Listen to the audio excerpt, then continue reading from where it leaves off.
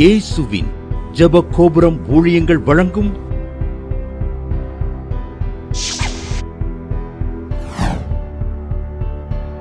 நம்பிக்கையிலே சந்தோஷமாயிருங்கள்.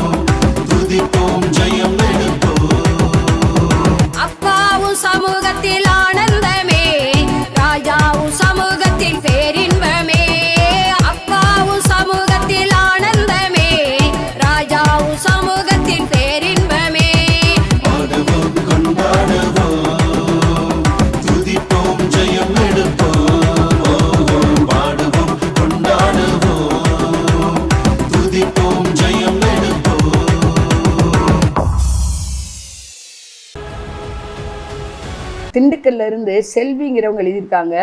அவங்க மகளுக்கு ஹார்மோன் அதிகமாக சுரக்கிறனால மென்சன் பிரச்சனை இருந்துக்கிட்டே இருந்துச்சான். பாவம் அதால் +2 கூட படிக்க முடியல, ரொம்ப கஷ்டப்பட்டுச்சான்.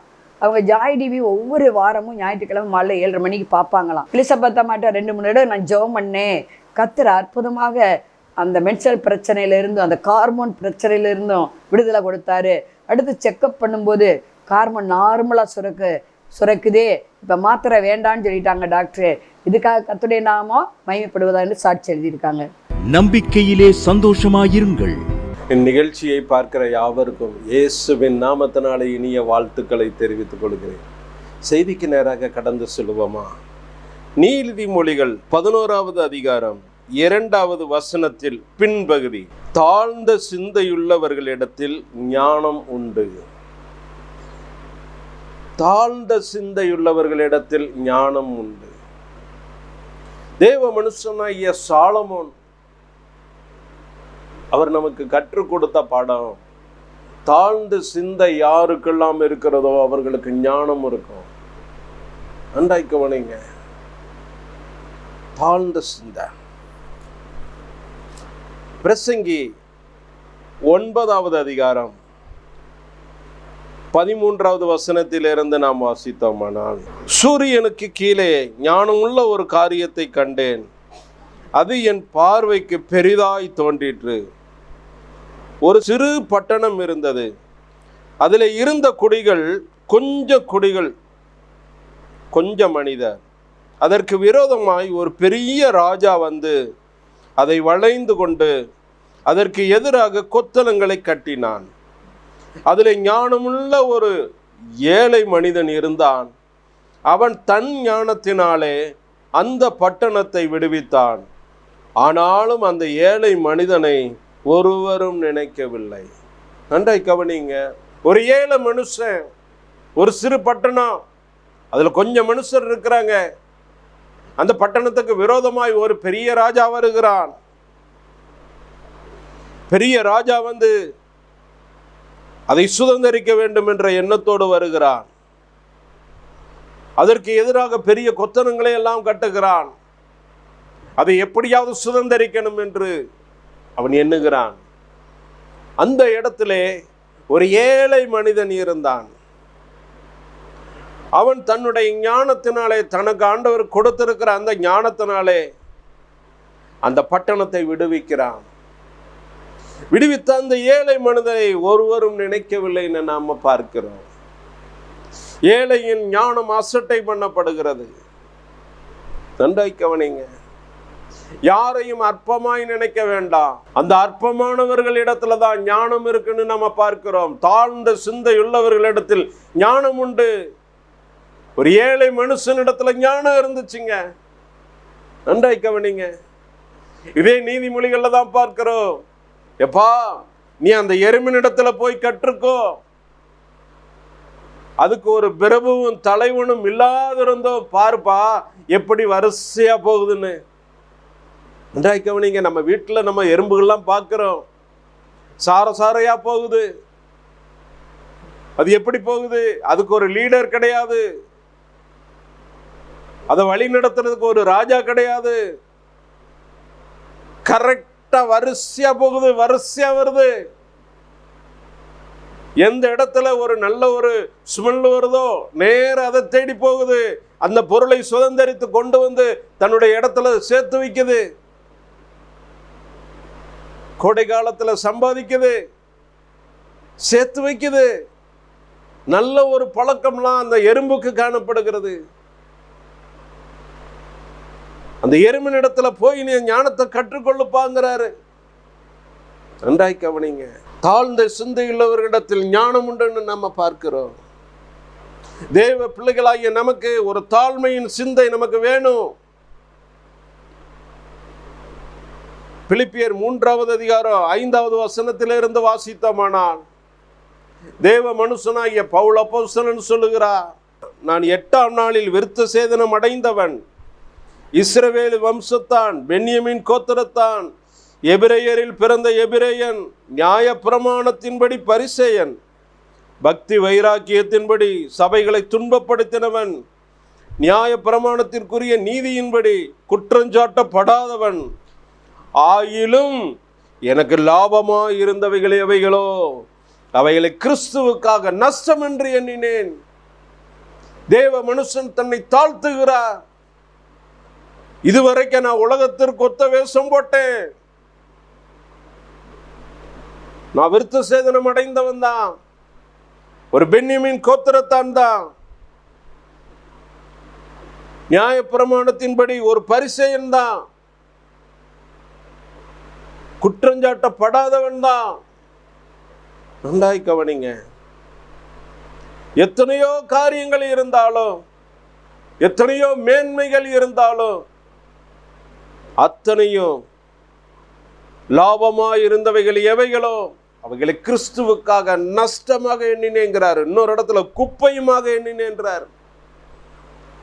என்ன படிப்பு இருக்கா, என்ன உயர்வு இருக்கா, என்ன மேன்மை இருக்கா, எல்லாத்தையும் கிறிஸ்துவை அறிகிற அறிவின் மேன்மைக்காக எல்லாவற்றையும் நஷ்டமும் குப்பையுமாக எண்ணுகிறேன். இன்னைக்கு தேவ பிள்ளைகளாகிய நமக்கு ஒரு தாழ்மை வேணும், கிறிஸ்துவை அறிகிற அறிவு வேணும். தேவ மனுஷன் சொன்னது போல நாமும் சொல்ல கற்றுக்கொள்வோம். இன்னைக்கு நிறைய இடங்கள்ல பாருங்க, ஒரு துக்ககரமான காரியங்கள் நடக்குது, சபைகளுக்குள்ள நடக்குது. சபைகளுக்குள்ள ஜாதி பெருமைகள் வர ஆரம்பிச்சிருச்சு. ஒரு நாளும் அதற்கு இடம் கொடுக்காதீங்க. தேவன் அருவருக்கிற காரியங்கள், ஜாதி பெருமையோ ஐஸ்வர்ய பெருமையோ குலப்பெருமையோ எதுவும் நமக்கு தேவையில்லை. தேவ மனுஷனாகிய பவுல் அப்போஸ்தலன் சொல்லுகிறார், எல்லாவற்றையும் நஷ்டமும் குப்பையுமாக எண்ணுகிறேன். ஆண்டவருக்கு முன்பாக தன்னை தாழ்த்தணும், எல்லாத்தையும் வெறுமையா நினைக்கணும். எல்லாம் அழிந்து போகக்கூடியது. நாம் நித்திய நித்தியமாய் வாழ பிறந்தவர்கள், அந்த பரலோக ராஜ்யத்தை சுதந்திரிக்க பிறந்தவர்கள். நீங்களும் நானும் இவ்வுலகத்திற்குரியவர்கள் அல்ல. நம்முடைய கூடாரம் நிலையான கூடாரம் அல்ல. இந்த கூடாரத்திலே தவிக்கும் வரைக்கும் நாம் பாரம் சுமந்து தவிக்கிறோம். இந்த கூடாரத்தை விட்டு, இந்த தேகத்தை விட்டு நாம் பிரிந்து விடும் காலம் நெருங்கி கொண்டு இருக்கிறது. நன்றாய் கவனிங்க. ஒரு நாள் பெருமை நம்மளை ஆளுகை செய்யக்கூடாது. தாழ்ந்த சிந்தை தான் நமக்கு வேணும். கிறிஸ்துவுக்கு முன்பாக தன்னை தாழ்த்தணும். ஆதியாகமம் 41வது அதிகாரம் 15வது 16வது வசனத்திலே வாசித்தோமானால், பார்வோனுக்கு ஒரு சொப்பனம் தெரிகிறது. அந்த சொப்பனத்தை அர்த்தத்தை சொல்ல ஒருவராலும் முடியவில்லை. தேவ பிள்ளையாகிய யோசேப்பு சிறைச்சாலையிலே இருக்கிறார். சிறையில் இருந்து கொண்டு வரப்படுகிறார். யோசேப்பு முன்பாக நிறுத்தப்படுகிறார், பார்வோனுக்கு முன்பாக. பார்வோன் கேட்கிறார், சொப்பனத்தின் அர்த்தத்தை நீ சொல்வாயாமே. கேட்கும்போது அவர் சொல்லுகிறார், ஒரு தாழ்மையுள்ள வார்த்தை வருகிறது, நான் அல்ல தேவனே. சொப்பனத்தின் அர்த்தத்தை சொல்வது நான் அல்ல தேவனே. இதை போலதான் தானியேலும் சொல்லுகிறார். தானியேல் 2வது அதிகாரம் 23வது வசனத்திலே வாசித்தோமானால், ராஜா சொப்பனங்கிறார், யாராலும் கண்டு கொள்ளவே முடியவில்லை, அதன் அர்த்தத்தை சொல்லவே முடியவில்லை. தானியேலை கொண்டு வந்து நிறுத்துகிறார்கள். தானியேல் அங்கேயும் சொல்லுகிறார், நான் அல்ல. மறைபொருட்களை வெளிப்படுத்துகிறவர் கிறிஸ்து. மறைபொருட்களை வெளிப்படுத்துகிறவர், ரகசியத்தை வெளிப்படுத்துகிறவர் தேவனே என்று சொல்லி ஆண்டவருக்கு முன்பாக தன்னை தாழ்த்துகிறார். அதனாலதான் தானியேலை ஆண்டவர் உயர்த்தினார். தானியேலுடைய ஞானம் போற்றப்பட்டது. யோசேப்பை ஆண்டவர் உயர்த்தினதுக்கு காரணம், நான் அல்ல தேவனே என்று சொல்லி தன்னை ஆண்டவருக்கு முன்பாக தாழ்த்துகிறார். அதனாலதான் யோசேப்பின் ஞானம் உயர்த்தப்பட்டது. ராஜாவே சொல்லுகிறார், ஒரு விசேஷித்த ஆவியை பெற்ற மனுஷன் சொல்லுகிறார். இன்னைக்கு தேவ பிள்ளைகளாகிய நமக்கு அந்த தாழ்மை வந்துச்சுன்னு சொன்னா ஆண்டவருடைய ஞானம் ஆட்டோமேட்டிக்கா நமக்கு வந்துருங்க. தாழ்மையின் குணம் நமக்கு வேணும். இந்த தாழ்மையை தரித்து கொள்ள வேண்டும் என்று வேதம் கூறுகிறது. இந்த தாழ்மையின் சிந்தை வேணும். பெருமையுள்ளவர்களுக்கு தேவன் எதிர்த்து நிற்கிறார், தாழ்மையுள்ளவர்களுக்கு தான் கிருபை அளிக்கிறார். இன்னைக்கு தேவ பிள்ளைகளாகி நம்முடைய வாழ்க்கையில இந்த தாழ்மையின் கிரியைகள் நமக்கிடத்துல காணப்படணும். நன்றாய் கவனிங்க. இந்த தாழ்மையுள்ள சிந்தை இருக்கிறவங்க தாங்க பரிந்து பேசுகிறவர்களாய் காணப்படுவாங்க. தேவ மனுஷனாகிய ஆபிரகாம் தேவ தூதர்களை சந்திக்கிறார், ஆண்டவரை சந்திக்கிறார், அவங்கள உபசரிக்கிறார். அவர்கள் சொல்லுகிறாங்க, எப்பா சோதம் குமாரின் கூக்குரல் பெருசா இருக்குப்பா, நாங்க அந்த சோதம் குமாராவை நாங்க போய் பார்க்க போகிறோம். என் பிள்ளைக்கு நான் ஒரு காரியத்தை மறைப்பணும்னு சொல்லி ஆண்டவர் வெளிப்படுத்துகிறார். சோதோம் கொமோரா ரொம்ப அக்கிரம பாவம் நிறைஞ்சதா காணப்படுதுப்பா. இதனுடைய கூக்குரல் என் சமூகத்துக்கு வந்து எட்டுச்சுப்பா. அதை போய் நடக்குதா என்னன்னு பார்க்கறதுக்காக வந்தோன்னு சொல்லும்போது அவர்களுக்கு முன்பாக ஆபிரகாம் தன்னை தாழ்த்துகிறார். ஆண்டவரே, ஒரு 100 நீதிமான்கள் இருந்தா அந்த பட்டணத்தை காக்க மாட்டீரா? ஒரு 50 நீதிமான்கள் இருந்தா அந்த பட்டணத்தை அழிக்க மாட்டீரா? தன்னை தாழ்த்துகிறார். தூளும் சாம்பலுமான நானும் உங்கள்கிட்ட நான் கேட்கிறேன்ப்பா, உங்களிடத்துல நான் பேச துணிஞ்சிட்டேன்ப்பா. ஒரு 50 நீதிமான்கள் இருந்தா அந்த பட்டணத்தை அழிக்க மாட்டீங்கல்லப்பா. ஒரு 10 நீதிமான்கள் இருந்தா அந்த பட்டணத்தை அழிக்க மாட்டீங்கல்லப்பா. எவ்வளவு பெரிய தாழ்மை பாருங்க. இன்னைக்கு தேவ பிள்ளைகளாகிய நமக்கு அந்த தாழ்மையின் சிந்தை வேணும். இந்த தாழ்மையின் சிந்தை இருக்கும் போதுதான் நம்மிடத்துல ஞானம் காணப்படும். தாழ்ந்த சிந்தை உள்ளவர்களிடத்துல தான் ஞானம் தங்கும்னு பார்க்கிறோம். ஞானம் உண்டு. இன்னைக்கு தேவ பிள்ளைகளாகி நம்ம அந்த தாழ்மையை தரித்துக் கொள்வோம். என்ன மேன்மைகள் வந்தாலும், என்ன உயர்வுகள் வந்தாலும், பணம் பொருள் செல்வாக்குகள் அதிகமானாலும் கிறிஸ்துவுக்கு முன்பாக தன்னை தாழ்த்தணும். ஆண்டவரே, ஒன்றுமில்லப்பா, தாழ்த்தணும். நீங்க தான்ப்பா என் வாழ்க்கையில எல்லாம். நான் இவ்வளவு ஆசீர்வாதங்கள் பெற்றுக்கொண்டேன், எல்லாம் உங்க கிருபைப்பா. ஒவ்வொரு நாளும் இந்த கிருபையை உயர்த்தி பிடிங்க. அவர் செய்த நன்மைகளை நினைச்சு நினைச்சு நன்றி சொல்ல ஆரம்பிங்க. எப்படி இடத்துல இருந்தீங்க, ஆண்டவர் எவ்வளவு தூரம் உங்களை ஆசீர்வதித்து கொண்டு வந்திருக்கிறார். எவ்வளவு கனவீனமா காணப்பட்டீங்க, இன்னைக்கு கனத்திற்குரியவர்களாய் ஆண்டவர் உங்களை உயர்த்தி வைத்திருக்கிறார். ஒவ்வொரு நாளும் அவருக்கு நன்றி சொல்ல பழகுங்க. நன்றி சொல்ல சொல்ல சொல்ல உங்க வாழ்க்கையில கிருபை பெருக ஆரம்பிக்கும். தாழ்மையுள்ள பிள்ளைங்க தாங்க நன்றி சொல்லுவாங்க. இந்த தாழ்ந்த சிந்தை நமக்கு வேணும். இந்த சிந்தை நமக்கு அதிகமாகணும். தாழ்ந்த சிந்தை உள்ளவர்கள் தான் மற்ற ஜனங்களுக்காக பரிந்து பேச ஆரம்பிப்பாங்க. பரிந்து பேசணும். மோசே என்னாகமம் 12வது அதிகாரத்துல 8வது வசனத்திலிருந்து வாசிக்கிறோம். மோசே என்னும் தேவ பிள்ளைக்கு விரோதமாய் மிரியாம் எழுமுனாங்க. நிறைய கூட்டத்தார் எழுமுனாங்க, எழும்பி பேசுனாங்க. நல்லா கவனிங்க. பேச ஆரம்பித்தாங்க. ஆண்டவர் பார்த்து கொண்டே இருந்தார். ஆண்டவர் பேச ஆரம்பிச்சார். எப்பா,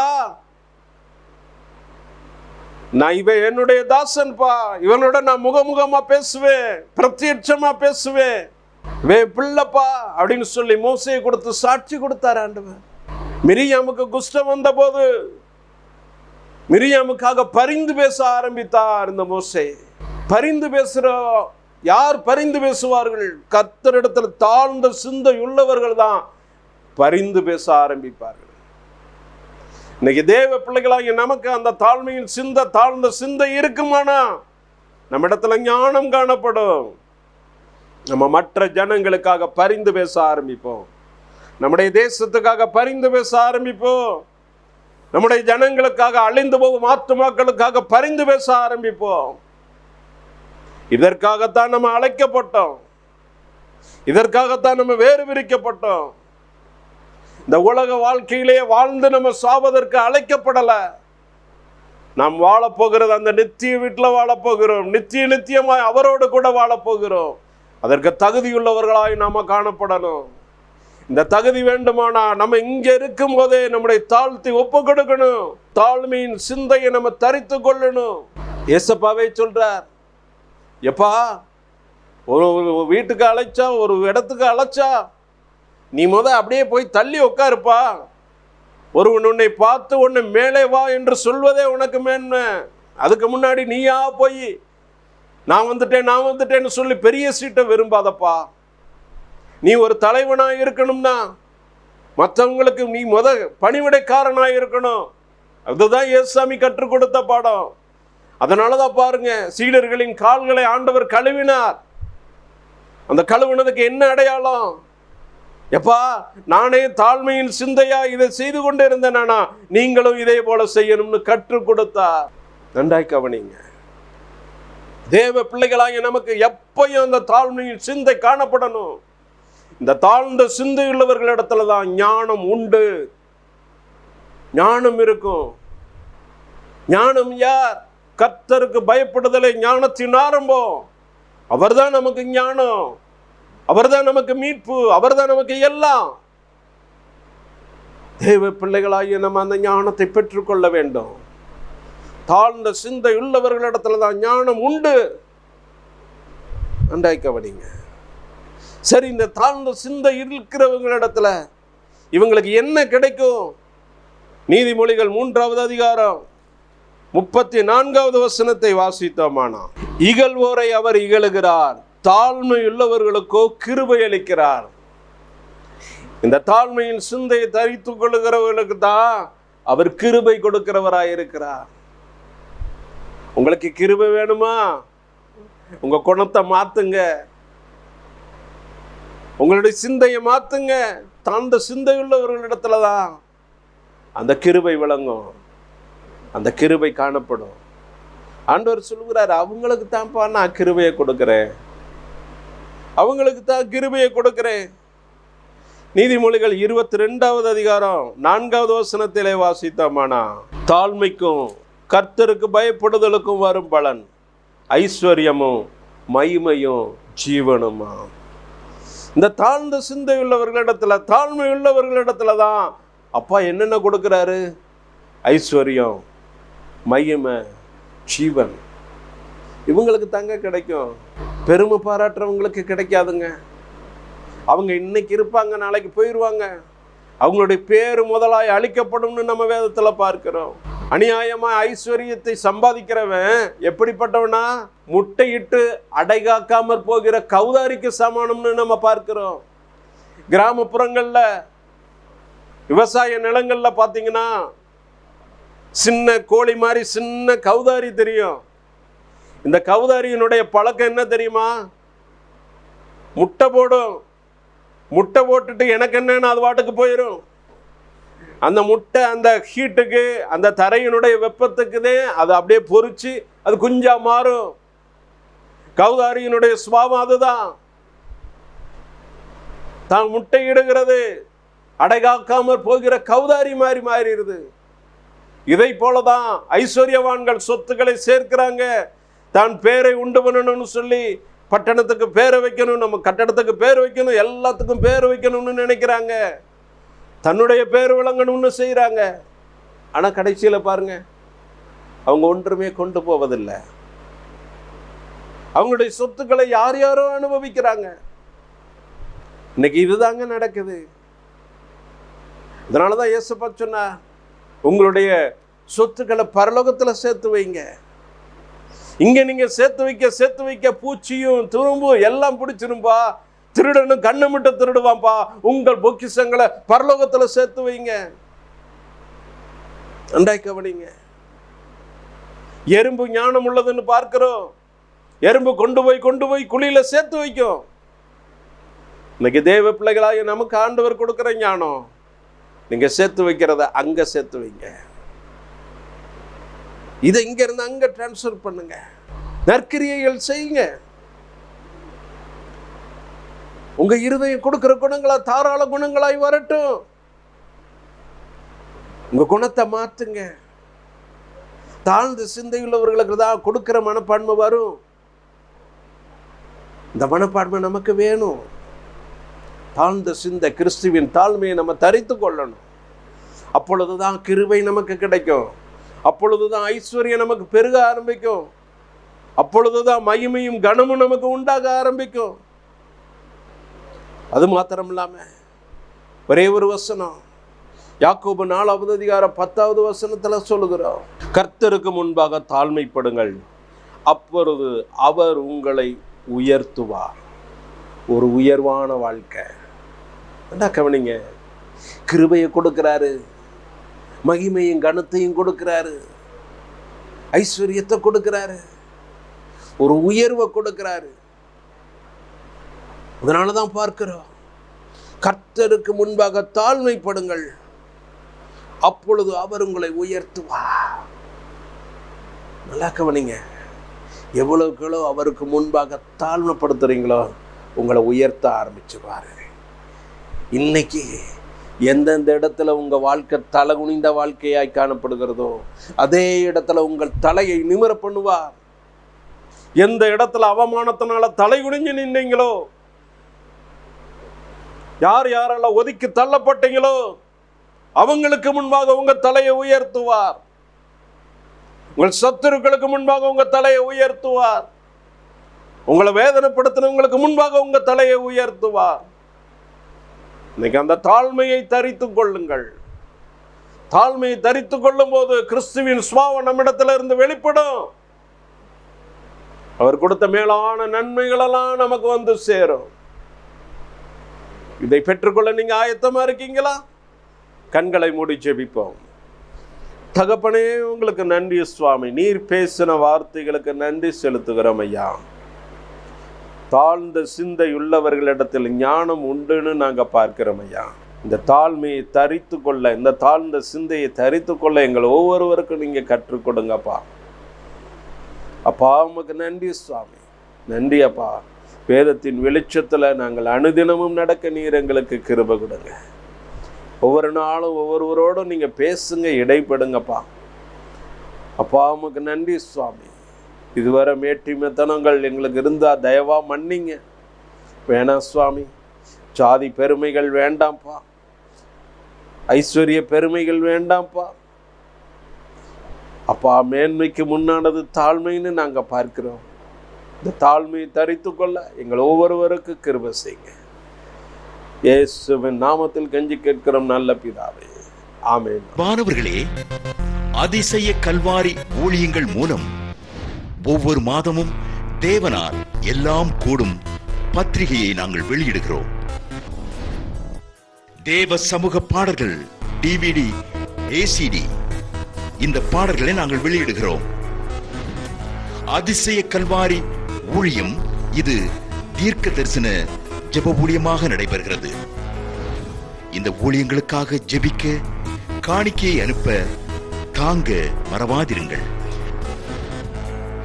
ஜெபிக்கிற, கொடுக்கிற, உழைக்கிற உங்கள் ஒவ்வொருவரையும் ஆண்டவர் தாமே ஆபிரகாமை ஆசீர்வதித்தது போல சகல விதத்திலும் உங்களை ஆசீர்வதிப்பாராக. ஆமென். அன்பிற்குரியவர்களே, இந்த ஊழியத்தை உங்கள் காணிக்கைகளால் தாங்குபவர்களின் கவனத்திற்கு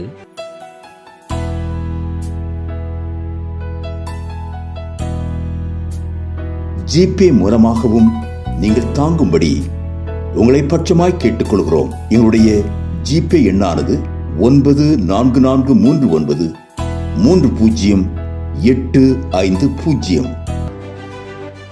எங்களது முகவரி சகோதரி எலிசபெத் சுந்தர்ராஜன், எண் 27, பொதிகை தெரு, குழந்தைச்சாமி நகர், வண்டியூர், மதுரை 20.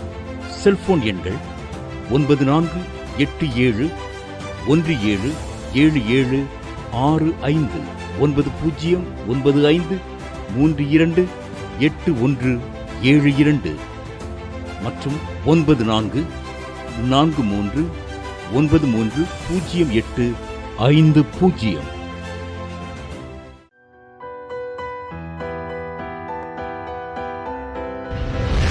கர்த்தர் உங்களை ஆசீர்வதிப்பாராக.